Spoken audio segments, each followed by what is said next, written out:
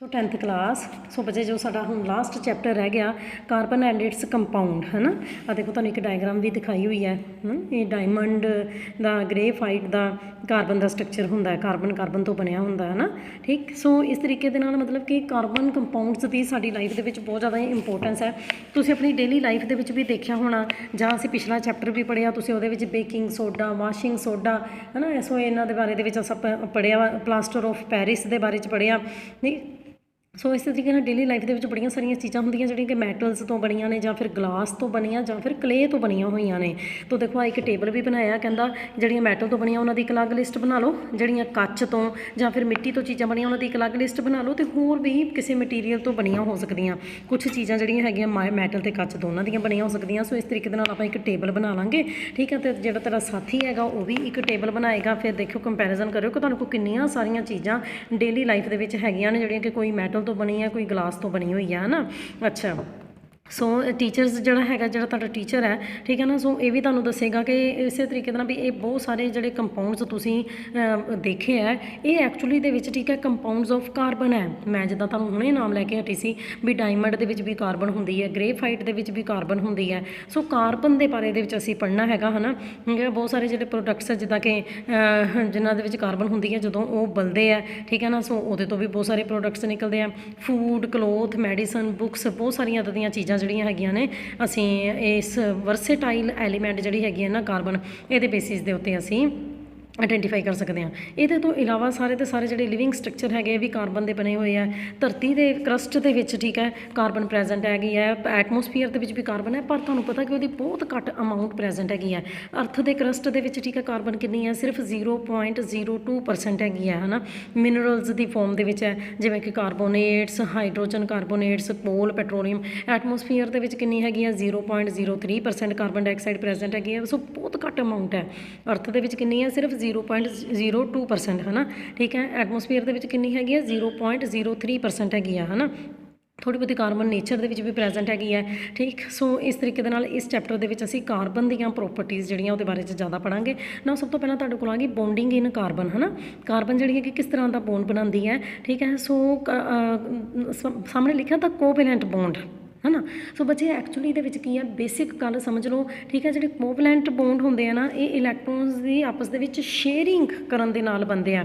जद कि जोड़े आयनिक कंपाउंड्स के की हो जाता पता तुहानूं पॉजिटिव आयन नैगेटिव आयन कितना बनते तुहानूं सारा तीसरे चैप्टर च समझाया भी जेकर कोई इलैक्ट्रॉन दे देंदा तो वो पॉजिटिव चार्ज आ जाता, जे कोई लै लैंदा तो वो नैगेटिव चार्ज आ जाता है ना ठीक है। सो आयनिक कंपाउंड्स का बहुत ही ज़्यादा हाई मैल्टिंग पॉइंट तो बॉइलिंग पॉइंट होंदा ये जो मोल्टन पिघली हुई स्टेज दे विच हुंदे आ ते ये कंडक्ट करते इलैक्ट्रिसिटी ਨੂੰ है ना। अच्छा इस तरीके दे नाल असीं कहंदा उन्हां दी प्रॉपर्टीज़ होर भी डिस्कस कर सकते हैं ठीक। सो असीं कहंदा जिवें एसिटिक एसिड है, क्लोरोफॉर्म है, इथेनॉल है, मीथेन है। देखो इन्हां सारियां दे विच कार्बन है, ये सारे कार्बन कंपाउंड्स है।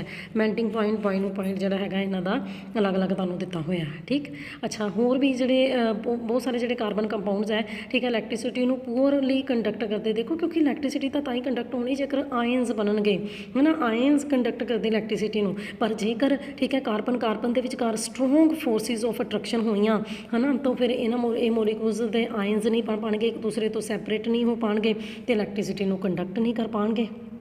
समझते हो ना। आयन्स बननगे तो इलैक्ट्रिसिटी कंडक्ट होनी है ठीक। सो इस तरीके दे नाल असी देखना कि किस तरीके दे नाल वेलेंस शैल दे विच इलैक्ट्रॉन्स किदां अवेलेबल है ना। जिवें कि कार्बन का एटॉमिक नंबर जिहड़ा हैगा वो 6 है है ना। सो यदा मतलब असीं इहदे बाहर वाले शैल ते जिहदी असीं इलैक्ट्रॉनिक कॉन्फिगरेशन लिखी है तो बच्चे असीं किदां लिखांगे 2 4 है ना। तुहानूं दस्सिया होया इलैक्ट्रॉनिक कॉन्फिगरेशन असीं किसी भी एलीमेंट की किदां लिखते हैं असीं शैल लिखते पहला KLM तो फिर असीं उन्हां 6 इलैक्ट्रॉन्स नूं डिवाइड कर दिता 2 ते 4 दे विच समझदे हो ठीक है। 2 अंदर वाले शैल च 4 इलैक्ट्रॉन बाहर वाले शैल दे विच। हुण तुहानूं पता हर एलीमेंट जिहड़ी हैगी है वो स्टेबल होना चाहती है ना। उन्हें अपने बाहर वाले शैल दे विच इलैक्ट्रॉन पूरे करने हुंदे आ। किन्ने करने हुंदे आ 8। इहदा मतलब कि जां तां कार्बन की करेगी अपने 4 इलैक्ट्रॉन दे देगी ते जां फिर अपने 4 इलैक्ट्रॉन किसी कोलों लै लेगी। समझते हो ना। कोई गल नहीं वो बाहर वाले शैल के 2 भी रह जाएंगे अंदर वाले शैल तो भी वो स्टेबल बन जाएगी ना। तो यदा मतलब कि 4 इलैक्ट्रॉन देना ਹੈ ਨਾ, ਜੇਕਰ ਉਹ ਦੇ ਦਿੰਦੀ ਹੈ ਤਾਂ ਬਹੁਤ ਔਖਾ ਹੈ, ਠੀਕ ਹੈ ਨਾ, 4 ਇਲੈਕਟ੍ਰੋਨ ਦੇਣੇ ਬਹੁਤ ਔਖੇ ਹੈ। ਫਿਰ ਟੋਟਲ ਉਹਦੇ ਕੋਲ ਨਹੀਂ ਪਹਿਲਾਂ ਆਉਂਦੇ ਆ ਕਿ ਜੇਕਰ ਲੈਂਦੀ ਕਾਰਬਨ 2 4 ਹੈ ਨਾ, ਤੇ 4 ਇਲੈਕਟ੍ਰੋਨ ਹੋਰ ਲੈ ਲੈਂਦੀ ਹੈ, ਠੀਕ ਹੈ ਨਾ, ਤਾਂ ਫਿਰ ਤਾਂ ਉਹਦੇ 6 ਪ੍ਰੋਟੋਨਸ ਹੋ ਗਏ ਤੇ 10 ਇਲੈਕਟ੍ਰੋਨ ਹੋ ਗਏ ਨਾ, 6 ਉਹਦੇ ਆਪਣੇ, 4 ਉਹਨੇ ਕਿਸੇ ਕੋਲੋਂ ਲਏ ਹੈ, ਤਾਂ ਇਹ 4 ਐਕਸਟਰਾ ਇਲੈਕਟ੍ਰੋਨ ਜਿਹੜੇ ਆ ਉਹ ਸੰਭਾਲ ਨਹੀਂ ਪਾਏਗੀ।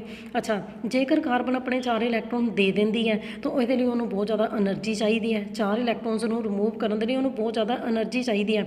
ਇਸ ਤਰੀਕੇ ਦੇ ਨਾਲ ਵੀ ਫਿਰ ਉਹਦੇ ਨਿਊਕਲੀਅਸ ਦੇ ਵਿੱਚ 6 ਪ੍ਰੋਟੋਨਸ ਬਚ ਜਾਣਗੇ ਤੇ 2 ਹੀ ਇਲੈਕਟ੍ਰੋਨ ਬਚ ਜਾਣਗੇ।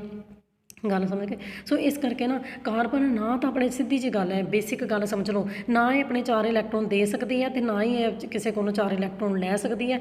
ਇਹ ਕੀ ਕਰੂਗੀ, ਇਹ ਸ਼ੇਅਰਿੰਗ ਕਰੂਗੀ ਆਪਣੇ ਇਲੈਕਟ੍ਰੋਨਸ ਨੂੰ ਪੂਰਾ ਕਰਨ ਦੇ ਲਈ ਨਾ, ਠੀਕ ਹੈ। ਇਹ ਕੀ ਕਰੂਗੀ, ਦੂਸਰੇ ਕੰਪਾਊਂਡਸ ਦੇ ਨਾਲ ਸ਼ੇਅਰਿੰਗ ਕਰੂਗੀ। ਜਿੱਦਾਂ ਤੁਹਾਨੂੰ ਪਤਾ ਹੀ ਹੈ ਕਿ ਠੀਕ ਹੈ, ਕਾਰਬਨ ਜਿਹੜੀ ਹੈਗੀ ਹਾਈਡਰੋਜਨ ਦੇ ਨਾਲ ਵੀ ਬੌਂਡ ਬਣਾ ਸਕਦੀ ਹੈ, ਆਕਸੀਜਨ ਦੇ ਨਾਲ ਵੀ ਬੌਂਡ ਬਣਾ ਸਕਦੀ ਹੈ। ਨਹੀਂ ਤੁਸੀਂ ਬਹੁਤ ਸਾਰੇ ਕੰਪਾਊਂਡਸ ਪੜ੍ਹਦੇ, ਜਿਵੇਂ H2O, ਠੀਕ ਹੈ ਨਾ, ਵਾਟਰ ਆਕਸੀਜਨ ਨਾਲ ਬਣਾ ਰਿਹਾ, CO2 ਹੈ ਨਾ, ਕਾਰਬਨ ਆਕਸੀਜਨ ਦੇ ਨਾਲ ਬਣਾ ਰਹੀ ਹੈ, CH4 ਮੀਥੇਨ, ਆਹ ਕਿੰਨੇ ਐਸਿਡਸ ਹੈਗੇ ਨੇ, ਸਾਰਿਆਂ ਦੇ ਵਿੱਚ ਕਾਰਬਨ ਹੈਗੀ ਹੈ, ਠੀਕ ਹੈ ਨਾ। ਸੋ ਇਸ ਤਰੀਕੇ ਦੇ ਨਾਲ ਇਹ ਸ਼ੇਅਰਿੰਗ ਕਰੇਗੀ ਆਪਣੇ ਇਲੈਕਟ੍ਰੋਨਸ ਦੀ, ਤਾਂ ਜੋ ਇਹਦੇ 'ਚ ਨੋਬਲ ਗੈਸ ਕਨਫੀਗਰੇਸ਼ਨ ਆ ਸਕੇ, ਠੀਕ ਹੈ। ਸੋ ਸਿੰਪਲੈਸਟ ਮੋਲੀਕਿਊਲਸ ਜਿਹੜੇ ਹੈਗੇ ਆ ਇਸ ਤਰੀਕੇ ਨਾਲ ਜਿਹੜੇ ਬਣਾਏ ਜਾ ਸਕਦੇ ਆ, ਸਭ ਤੋਂ ਪਹਿਲਾਂ ਹਾਈਡਰੋਜਨ, ਕਿਉਂਕਿ ਤੁਹਾਨੂੰ ਪਤਾ ਹਾਈਡਰੋਜਨ ਦਾ ਐਟੋਮਿਕ ਨੰਬਰ ਕਿੰਨਾ ਹੈਗਾ, 1 ਹੈ ਨਾ, ਠੀਕ ਹੈ। ਸੋ ਇਹਦਾ ਮਤਲਬ ਕਿ ਉਹਦੇ ਕੇ ਸ਼ੈੱਲ ਦੇ ਵਿੱਚ 1 ਹੀ ਇਲੈਕਟ੍ਰੋਨ ਹੈ ਨਾ ਬੱਚੇ, ਤਾਂ ਫਿਰ ਇਹ ਕੀ ਕਰੇਗੀ, ਇੱਕ ਹੋਰ ਇਲੈਕਟ੍ਰੋਨ ਦੂਸਰੀ ਹਾਈਡਰੋਜਨ ਐਟਮ ਦੇ ਨਾਲ ਸ਼ੇਅਰ ਕਰੇਗੀ। ਦੇਖੋ ਮੈਂ ਤਾਂ ਤੁਹਾਨੂੰ ਕਰਕੇ ਦਿਖਾਇਆ, ਐਟੋਮਿਕ ਨੰਬਰ ਹਾਈਡਰੋਜਨ ਦਾ ਬੱਚੇ ਕਿੰਨਾ ਹੈਗਾ, 1 ਹੈ ਨਾ, ਠੀਕ ਹੈ। ਸੋ ਇਹਦਾ ਮਤਲਬ ਇਹਦੇ ਕੋਲ ਇੱਕ ਹਾਈਡਰੋਜਨ ਦੇ ਕੋਲ 1 ਇਲੈਕਟ੍ਰੋਨ ਤੇ ਦੂਸਰੀ ਹਾਈਡਰੋਜਨ ਦੇ ਕੋਲ ਵੀ 1 ਇਲੈਕਟ੍ਰੋਨ, ਦੋਨਾਂ ਨੇ ਆਪਸ ਦੇ ਵਿੱਚ ਕੀ ਕਰ ਲਈ ਹੈ, ਇੱਕ ਇਲੈਕਟ੍ਰੋਨ ਦੀ ਸ਼ੇਅਰਿੰਗ ਕਰ ਲਈ ਹੈ। ਤਾਂ ਦੇਖਿਆ ਇਹਦੇ ਕੋਲ ਵੀ 2 ਇਲੈਕਟ੍ਰੋਨਸ ਆ ਗਏ, ਇਹਦੇ ਕੋਲ ਵੀ 2 ਇਲੈਕਟ੍ਰੋਨਸ ਆ ਗਏ, ਤਾਂ ਕੀ ਬਣ ਗਿਆ, H2 ਮੋਲੀਕਿਊਲ ਬਣ ਗਿਆ। ਗੱਲ ਸਮਝ ਗਏ ਹੋ ਨਾ, ਠੀਕ ਹੈ। ਸੋ ਉਹਦੇ ਕੇ ਸ਼ੈੱਲ ਦੇ ਵਿੱਚ ਇੱਕ ਇਲੈਕਟ੍ਰੋਨ ਹੈਗਾ, ਠੀਕ ਹੈ ਜੀ। ਸੋ ਇਸ ਤਰੀਕੇ ਦੇ ਨਾਲ ਹੈ ਨਾ, ਇਹਨਾਂ ਦੋਨਾਂ ਨੇ ਆਪਸ ਦੇ ਵਿੱਚ ਕੀ ਕਰ ਲਈ ਹੈ, ਸ਼ੇਅਰਿੰਗ ਕਰ ਲਈ ਹੈ, ਸ਼ੇਅਰਡ ਇਲੈਕਟ੍ਰੋਨਸ ਹੈਗੇ ਆ, ਠੀਕ ਹੈ ਜੀ। ਇਸੇ ਤਰੀਕੇ ਦੇ ਨਾਲ ਦੂਸਰੀ ਗੱਲ ਤੁਹਾਨੂੰ ਪਤਾ ਹੀ ਹੈ, ਜਦੋਂ 2 ਇਲੈਕਟ੍ਰੋਨਸ ਹੋਣ ਤਾਂ ਸਿੰਗਲ ਬੌਂਡ ਦੇ ਨਾਲ ਇਹਨੂੰ ਸ਼ੋਅ ਕਰਨਾ ਹੈਗਾ। 2 ਇਲੈਕਟ੍ਰੋਨਸ ਨੂੰ ਅਸੀਂ ਕਿਹਦੇ ਨਾਲ ਸ਼ੋਅ ਕਰਨਾ ਹੈਗਾ, ਸਿੰਗਲ ਬੌਂਡ ਦੇ ਨਾਲ, ਹੈ ਨਾ। ਅੱਗੋਂ ਫਿਰ ਮੈਂ ਤੁਹਾਨੂੰ ਦੱਸਦੀ ਹਾਂ ਡਬਲ ਬੌਂਡ ਕਿਸ ਤਰ੍ਹਾਂ ਬਣਦਾ ਹੁੰਦਾ। ਇਸੇ ਤਰੀਕੇ ਦੇ ਨਾਲ ਬੱਚੇ ਹੁਣ ਆ ਜਾਓ ਆਕਸੀਜਨ ਦੇ ਉੱਤੇ, ਹੈ ਨਾ, ਆਕਸੀਜਨ ਐਟਮ, ਠੀਕ ਹੈ ਜੀ। ਅੱਛਾ, ਹੁਣ ਆਕਸੀਜਨ ਦਾ ਐਟੋਮਿਕ ਨੰਬਰ ਕਿੰਨਾ ਹੈਗਾ, 6, ਠੀਕ ਹੈ। ਆਕਸੀਜਨ ਦਾ ਐਟੋਮਿਕ ਨੰਬਰ ਕਿੰਨਾ ਹੈਗਾ, 6, ਹੈ ਨਾ। ਅੱਛਾ, ਜੇਕਰ ਅਸੀਂ ਦੇਖੀਏ ਵੀ ਇਹਦੇ ਇਲੈਕਟ੍ਰੋਨਸ ਕਿੰਨੇ ਬਣ ਗਏ, 2 4, ਠੀਕ ਹੈ। ਸੋ ਇਹਦਾ ਐਟੋਮਿਕ ਨੰਬਰ ਕਿੰਨਾ ਸੀਗਾ, 6, ਇਲੈਕਟ੍ਰੋਨਸ ਕਿੰਨੇ ਬਣ ਗਏ, 2 4। ਇਹਦਾ ਮਤਲਬ ਇਹਦੇ ਬਾਹਰ ਵਾਲੇ ਸ਼ੈੱਲ ਦੇ ਵਿੱਚ 4 ਇਲੈਕਟ੍ਰੋਨ ਹੈ। ਹੁਣ ਇਹਨੇ ਜੇਕਰ ਆਪਣੇ ਆਪ ਨੂੰ ਸਟੇਬਲ ਕਰਨਾ, ਇਹਦਾ ਮਤਲਬ ਇਹਨੂੰ ਕਿੰਨੇ ਚਾਹੀਦੇ ਆ, ਠੀਕ ਹੈ ਨਾ, 8 ਕਰਨੇ ਨਾ ਇਹਨੂੰ 4 ਇਲੈਕਟ੍ਰੋਨ ਹੋਰ ਚਾਹੀਦੇ, ਹੈ ਨਾ, ਠੀਕ ਹੈ। ਸੋ ਕੀ ਹੋਏਗਾ, 6 ਇਲੈਕਟ੍ਰੋਨ, ਸਮਝਦੇ ਪਿਓ, ਠੀਕ ਹੈ ਨਾ, 2 2 ਤੇ 2 ਇੱਦਾਂ ਅਰੇਂਜ ਕਰ ਦਿੱਤੇ 6 ਇਲੈਕਟ੍ਰੋਨ, ਹੈ ਨਾ। ਅਤੇ ਇਹਦੇ 2 ਤੇ 4 ਤੇ 2 6, ਹਾਂ ਠੀਕ ਹੈ। ਇਸੇ ਤਰੀਕੇ ਨਾਲ ਇੱਕ ਹੋਰ ਆਕਸੀਜਨ ਐਟਮ ਲੈ ਲਿਆ, ਉਹਦੇ ਵੱਲੋਂ ਵੀ 2 ਇਲੈਕਟ੍ਰੋਨ ਆ ਗਏ। ਹੁਣ ਬੱਚੇ ਤਾਂ ਇਹਨਾਂ ਦੇ 8 ਪੂਰੇ ਹੋਏ ਆ, 2 ਇਹਦੇ ਆਪਣੇ, 2 ਇਹਨੇ ਕਿਸੇ ਹੋਰ ਕੋਲੋਂ ਲੈ ਲਏ, ਹੋ ਗਏ ਟੋਟਲ 8। ਇੱਦਾਂ ਹੀ 6 ਇਹਦੇ ਆਪਣੇ, 2 ਇਹਨੇ ਨਾਲ ਵਾਲੀ ਆਕਸੀਜਨ ਦੇ ਕੋਲੋਂ ਲੈ ਲਏ, ਹੋ ਗਏ ਇਹਦੇ ਵੀ ਟੋਟਲ 8। ਹੁਣ ਪਰ ਇੱਥੇ 4 ਇਲੈਕਟ੍ਰੋਨਸ ਦੀ ਆਪਸ ਦੇ ਵਿੱਚ ਸ਼ੇਅਰਿੰਗ ਹੋ ਰਹੀ ਹੈ, ਗੱਲ ਨੂੰ ਸਮਝਣਾ ਹੈਗਾ। ਇੱਥੇ ਬੱਚੇ 2 ਇਲੈਕਟ੍ਰੋਨਸ ਦੀ ਆਪਸ ਦੇ ਵਿੱਚ ਸ਼ੇਅਰਿੰਗ ਹੋ ਰਹੀ ਸੀ ਤਾਂ ਸਿੰਗਲ ਬੌਂਡ, 2 ਇਲੈਕਟ੍ਰੋਨ ਮਿਲ ਕੇ ਇੱਕ ਸਿੰਗਲ ਬੌਂਡ ਬਣਾਉਂਦੇ ਆ। ਪਰ ਹੁਣ ਜਦੋਂ 4 ਇਲੈਕਟ੍ਰੋਨ ਦੀ ਸ਼ੇਅਰਿੰਗ ਹੋ ਰਹੀ ਹੈ ਤਾਂ ਕੀ ਬਣਨੇ ਆ, ਡਬਲ ਬੌਂਡ। ਇੱਥੇ ਇਸ ਕਰਕੇ ਆਕਸੀਜਨ ਦੇ ਵਿਚਕਾਰ ਡਬਲ ਬੌਂਡ ਆਉਣਾ ਹੈਗਾ। ਇੱਦਾਂ ਹੀ ਜੇਕਰ ਅਸੀਂ ਨਾਈਟ੍ਰੋਜਨ ਦੇਖੀਏ ਤਾਂ ਨਾਈਟ੍ਰੋਜਨ ਦਾ ਐਟੋਮਿਕ ਨੰਬਰ ਕਿੰਨਾ ਹੁੰਦਾ ਬੱਚੇ, 7, ਠੀਕ ਹੈ। ਜੇਕਰ ਮੈਂ ਇਹਦੀ ਇਲੈਕਟ੍ਰੋਨਿਕ ਕੌਨਫੀਗਰੇਸ਼ਨ ਲਿਖਾਂ ਤਾਂ ਇਹਦੀ ਕੀ ਬਣ ਗਈ, 2 ਤੇ 5, 7 ਨੂੰ ਮੈਂ ਜੇਕਰ ਵੰਡਦਾ ਇਹਦੇ ਇਲੈਕਟ੍ਰੋਨਸ ਨੂੰ, 7 ਇਲੈਕਟ੍ਰੋਨਸ ਨੂੰ ਵੰਡਦਾ ਤਾਂ ਮੈਂ ਕਿੱਦਾਂ ਵੰਡੂੰਗੀ ਬੱਚੇ, 2 ਤੇ 5। ਇਹਦਾ ਮਤਲਬ ਇਹਦੇ ਬਾਹਰ ਵਾਲੇ ਸ਼ੈੱਲ 'ਚ ਕਿੰਨੇ ਇਲੈਕਟ੍ਰੋਨਸ ਹੈ, 5 ਕਿਤੇ ਸ਼ੋ, ਠੀਕ ਹੈ ਨਾ। ਇਹਦੇ ਬਾਹਰ ਵਾਲੇ ਸ਼ੈੱਲ ਦੇ ਵਿੱਚ ਕਿੰਨੇ ਇਲੈਕਟ੍ਰੋਨਸ ਹੈਗੇ ਆ, 5 ਇਲੈਕਟ੍ਰੋਨਸ ਹੈਗੇ ਆ। ਇੱਥੇ ਨਾ ਬੱਚੇ ਆਕਸੀਜਨ ਦਾ ਨਾ 8 ਆਣਾ, 6 ਮੈਂ ਲਿਖ ਦਿੱਤਾ ਗਲਤੀ ਦੇ ਨਾਲ। ਇਹਦਾ ਐਟੋਮਿਕ ਨੰਬਰ ਕਿੰਨਾ ਹੈਗਾ ਆਕਸੀਜਨ ਦਾ, 8। ਇੱਥੇ ਗਲਤ ਲਿਖ ਦਿੱਤਾ ਮੈਂ, ਠੀਕ ਕਰ ਲਿਓ, 8 ਹੈ। ਇਸ ਕਰਕੇ ਇਹਦੇ ਬਾਹਰ ਵਾਲੇ ਸ਼ੈੱਲ ਦੇ ਵਿੱਚ, ਠੀਕ ਹੈ, 2 ਤੇ 6, ਇੱਥੇ 2 6 ਆਉਣਾ, 6 ਆਉਣਾ ਇੱਥੇ, ਸਮਝਦੇ ਪਏ ਗੱਲ ਨੂੰ। ਇਹਦਾ ਮਤਲਬ ਇਹਨੂੰ 2 ਇਲੈਕਟ੍ਰੋਨ ਹੋਰ ਚਾਹੀਦੇ ਆ, ਤਾਂ ਇਹਦੇ ਹੋ ਗਏ 8। ਗੱਲ ਸਮਝ ਗਏ 2 ਤੇ 6 ਬਾਹਰ ਵਾਲੇ ਸ਼ੈਲ 'ਚ 6 ਸੀਗੇ 2 ਇਹਨੂੰ ਹੋਰ ਚਾਹੀਦੇ ਸੀ, ਇਹਨੇ ਨਾਲ ਵਾਲੇ ਆਕਸੀਜਨ ਐਟਮ ਕੋਲੋਂ ਲੈ ਲਏ। ਅੱਛਾ ਜੀ, ਇਸੇ ਤਰੀਕੇ ਦੇ ਨਾਲ ਨਾਈਟ੍ਰੋਜਨ ਦਾ ਮੈਂ ਤੁਹਾਨੂੰ ਦੱਸ ਦਿੱਤਾ 7। ਜੇਕਰ ਮੈਂ ਇਹਦੀ ਇਲੈਕਟ੍ਰੋਨਿਕ ਕਨਫੀਗਰੇਸ਼ਨ ਖੋਲ ਕੇ ਦਿਖਾਂ ਤੇ 2 ਤੇ 5 ਹੈ ਨਾ, ਬਾਹਰ ਵਾਲੇ ਸ਼ੈਲ 'ਚ 5 ਇਲੈਕਟ੍ਰੋਨ। ਇਸੇ ਤਰੀਕੇ ਨਾਲ ਦੂਜੀ ਨਾਈਟ੍ਰੋਜਨ ਦੇ ਵੀ ਬਾਹਰ ਵਾਲੇ ਸ਼ੈਲ 'ਚ 5 ਇਲੈਕਟ੍ਰੋਨ ਹੈ ਨਾ, ਇਹਦਾ ਮਤਲਬ ਇਹਨਾਂ ਨੂੰ 3 ਹੋਰ ਚਾਹੀਦੇ ਆ, ਸਮਝਦੇ ਨਾ। 8 ਇਲੈਕਟ੍ਰੋਨ ਕਰਨ ਦੇ ਲਈ ਇਹਨਾਂ ਨੂੰ ਹੋਰ ਕਿੰਨੇ ਚਾਹੀਦੇ ਆ, 3 ਇਲੈਕਟ੍ਰੋਨ ਚਾਹੀਦੇ ਆ, ਠੀਕ ਹੈ ਜੀ। ਸੋ ਇਸ ਕਰਕੇ ਹੈ ਨਾ 5 ਇਹਦੇ ਆਪਣੇ, 3 ਇਹਨੇ ਨਾਲ ਵਾਲੀ ਨਾਈਟ੍ਰੋਜਨ ਕੋਲੋਂ ਲੈ ਲਏ, ਸਮਝਦੇ ਹੋ, ਟੋਟਲ 8 ਹੋ ਗਏ। ਇਸੇ ਤਰੀਕੇ ਨਾਲ ਇਹਦੇ ਕੋਲ 5 ਇਲੈਕਟ੍ਰੋਨਸ ਆਪਣੇ, 3 ਇਹਨੇ ਨਾਲ ਵਾਲੀ ਨਾਈਟ੍ਰੋਜਨ ਕੋਲ ਲੈ ਲਏ, ਟੋਟਲ 8 ਹੋ ਗਏ।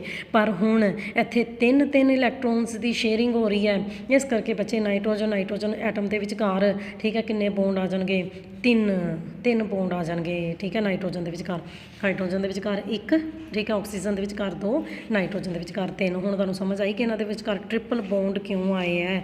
ਇਸ ਤਰੀਕੇ ਦੇ ਨਾਲ ਇਹ ਸੀ ਤੁਹਾਡੇ ਕੋਲ ਸਿੰਪਲ ਹਾਈਡਰੋਜਨ ਦਾ ਸਟਰਕਚਰ ਹੋ ਗਿਆ, ਆਕਸੀਜਨ ਦਾ ਇਲੈਕਟ੍ਰੋਨ ਡਾਟ ਸਟਰਕਚਰ ਹੋ ਗਿਆ, ਨਾਈਟ੍ਰੋਜਨ ਦਾ ਹੋ ਗਿਆ, ਹੈ ਨਾ। ਇਹ ਤੁਸੀਂ ਦੋਨੋਂ ਸੇਮ ਐਟਮ। ਹੁਣ ਬੱਚੇ ਜੇਕਰ, ਠੀਕ ਹੈ, ਕਾਰਬਨ ਹਾਈਡਰੋਜਨ ਦੇ ਨਾਲ ਬਣਾਉਂਦੀ ਹੈ ਬੌਂਡ, ਸਮਝਦੇ ਪਏ ਹੋ ਨਾ, ਠੀਕ ਹੈ। ਸੋ ਕਾਰਬਨ ਤੇ CH4 ਜਿਵੇਂ ਮੀਥੇਨ, ਹੈ ਨਾ, ਅਲਕੇਨ ਸੀਰੀਜ਼ ਦਾ ਸਭ ਤੋਂ ਪਹਿਲਾ ਮੈਂਬਰ ਹੈਗਾ ਮੀਥੇਨ। ਤਾਂ ਫਿਰ ਉਹ ਸਟਰਕਚਰ ਜਿਹੜੇ ਕਿਸ ਤਰੀਕੇ ਦੇ ਨਾਲ ਬਣਨੇ, ਆ ਦੇਖੋ ਬੱਚੇ ਕਾਰਬਨ, ਹੈ ਨਾ। ਸੋ ਕਾਰਬਨ ਦਾ ਐਟੋਮਿਕ ਨੰਬਰ ਜਿਹੜਾ ਹੈਗਾ ਕਿੰਨਾ, 6, ਠੀਕ ਹੈ। ਕਾਰਬਨ ਦਾ ਐਟੋਮਿਕ ਨੰਬਰ 6 ਹੈ, 2 ਤੇ 4, ਇਹਦਾ ਮਤਲਬ ਉਹਦੇ ਬਾਹਰ ਵਾਲੇ ਸ਼ੈਲ 'ਚ ਕਾਰਬਨ ਦੇ ਕਿੰਨੇ ਇਲੈਕਟ੍ਰੋਨਸ ਹੈ, 4। ਆ ਕ੍ਰੋਸ ਨਾਲ ਦਿਖਾਏ ਆ ਆਪਾਂ, ਠੀਕ ਹੈ। ਕਾਰਬਨ ਦੇ 4 ਇਲੈਕਟ੍ਰੋਨ ਕਿਹਦੇ ਨਾਲ ਦਿਖਾਏ ਆ, ਕ੍ਰੋਸ ਨਾਲ, ਹੈ ਨਾ। ਅੱਛਾ, ਠੀਕ ਹੈ। ਪਰ ਹੁਣ ਬੱਚੇ ਇਹਨੂੰ ਕੀ ਚਾਹੀਦੇ, 4 ਇਲੈਕਟ੍ਰੋਨ ਹੋਰ ਚਾਹੀਦੇ ਆ ਨਾ, ਇਸ ਕਰਕੇ, ਠੀਕ ਹੈ। ਸੋ ਉਹਨਾਂ 4 ਇਲੈਕਟ੍ਰੋਨਸ ਦੀ ਜਿਹੜੀ ਸ਼ੇਅਰਿੰਗ ਹੈਗੀ ਆ ਨਾ, ਠੀਕ ਹੈ ਬੱਚੇ। ਸੋ ਮੀਥੇਨ ਦੇ ਸਟਰਕਚਰ ਦੇ ਵਿੱਚ, ਠੀਕ ਹੈ, ਕੀ ਹੈਗਾ, ਹੈ ਨਾ। ਸੋ ਕਾਰਬਨ ਦੇ ਬਾਹਰ ਵਾਲੇ ਸ਼ੈਲ ਦੇ ਵਿੱਚ 4 ਇਲੈਕਟ੍ਰੋਨ ਹੈ ਨਾ, ਤੇ ਇਹਨੂੰ 8 ਪੂਰਾ ਕਰਨ ਦੇ ਲਈ ਸਾਨੂੰ 4 ਹਾਈਡਰੋਜਨ ਐਟਮ ਨਾਲ ਜੋੜ ਦਿੱਤੇ ਆਪਾਂ। ਦੇਖੋ ਹਾਈਡਰੋਜਨ ਨੂੰ 2 ਇਲੈਕਟ੍ਰੋਨ ਚਾਹੀਦੇ ਸੀ ਨਾ ਉਹਦੇ ਵੈਲੈਂਸ ਸ਼ੈਲ ਦੇ ਵਿੱਚ, ਹਾਈਡਰੋਜਨ ਦੀ ਵੀ ਕਮੀ ਪੂਰੀ ਹੋ ਗਈ। ਦੇਖੋ ਹਰ ਹਾਈਡਰੋਜਨ ਦੇ ਕੋਲ 2 ਇਲੈਕਟ੍ਰੋਨ ਆ ਗਏ, ਤੁਹਾਨੂੰ ਪਤਾ ਹੈ ਨਾ।